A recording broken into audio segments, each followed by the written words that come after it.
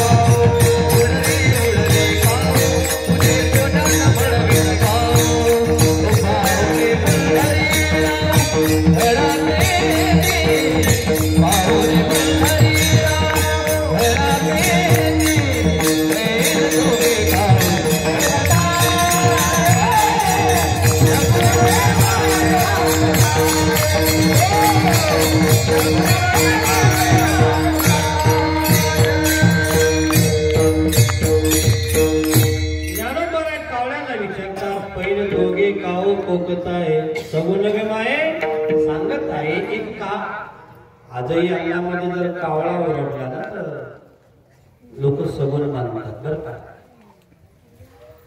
पण दाहीन काक सुखे सुहावा रामायणामध्ये वर्णन आहे।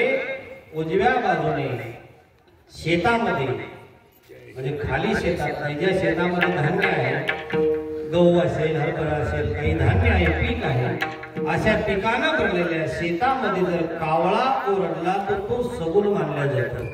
म्हणून कावळ्याला सुद्धा विचारण्याची पद्धत आहे। आणि काय विचारतात, भगवान परमात्मा पाहुणा कधी मिळणार का?